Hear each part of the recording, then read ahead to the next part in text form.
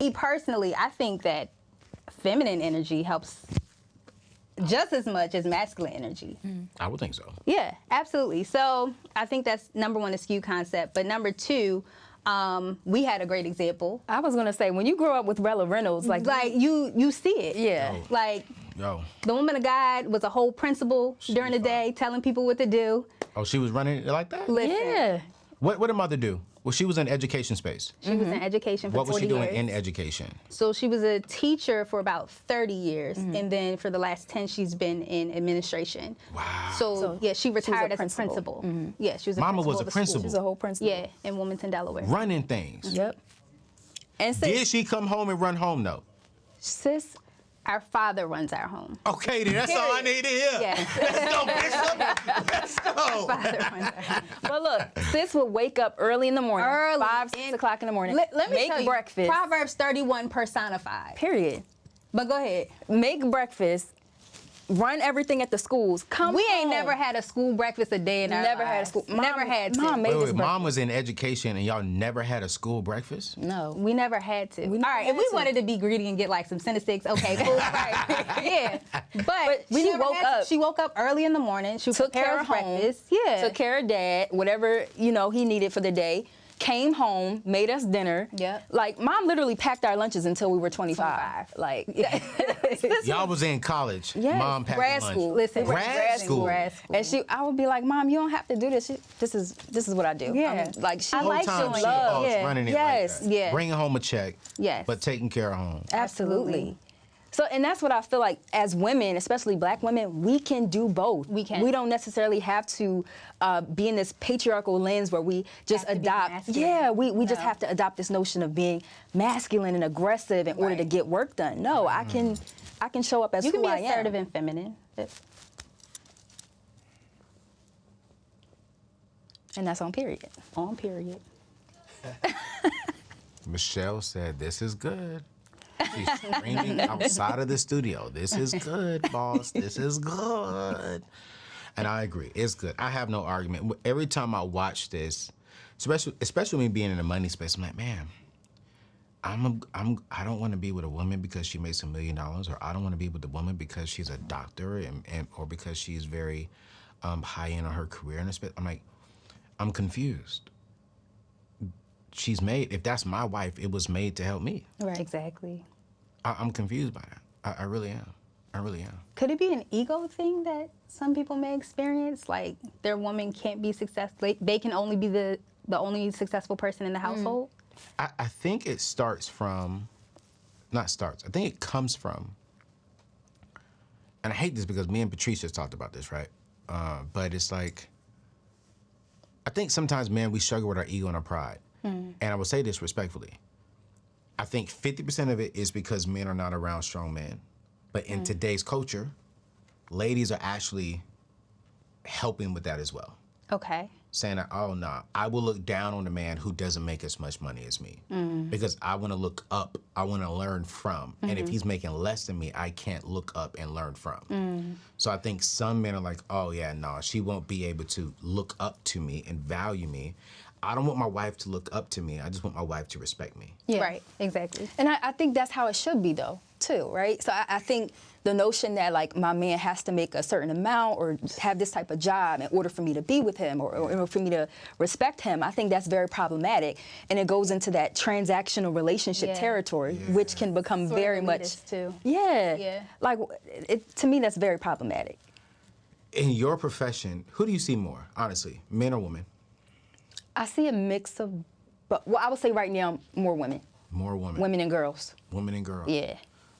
Do men have a problem submitting, well, yeah, it is submitting to your expertise in your field?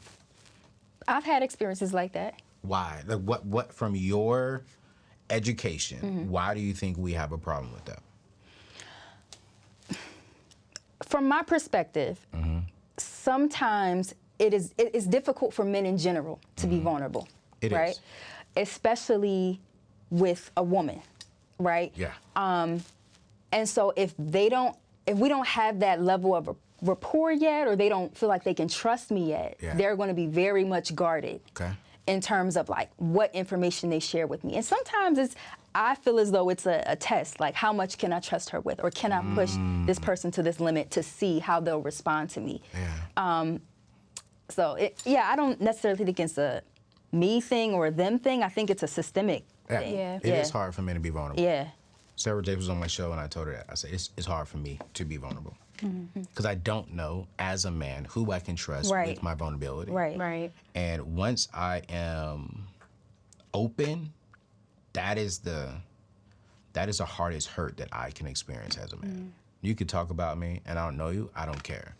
But it's the ones who I love, it's the one who I open up to, that if they say and did something to me, it will hurt. And I know that, so I'm like, I'm gonna be quiet. Yeah. I'm gonna be silent.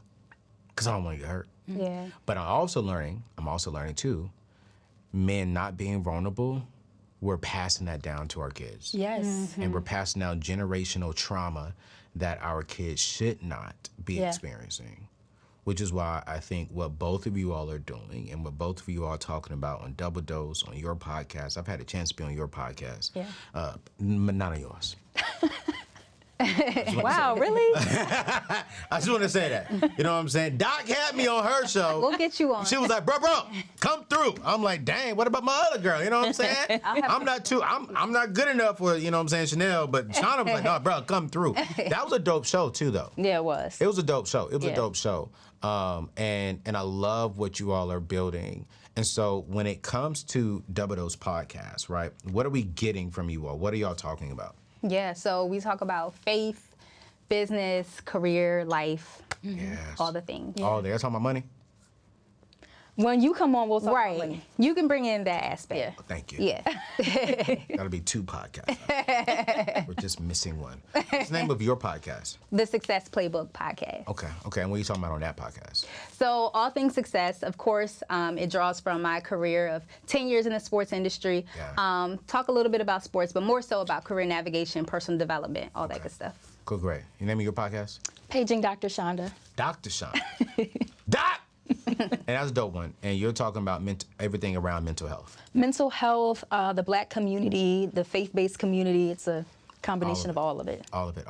And we're going to drop all of their information in the show notes, all their podcasts. Y'all see how, like, they took over the show. This is our show. This is our show now. They gave y'all a snippet of what the Double Dose is going to be. You know what I'm saying? They may even forget that the camera is there. They're just going to talk to each other and just, y'all may even see a praise break in the middle of the podcast, which is why I wanted to get them on, because I just love their energy, their realness. They love God, but they are also entrepreneurs at heart. They love helping and serving people.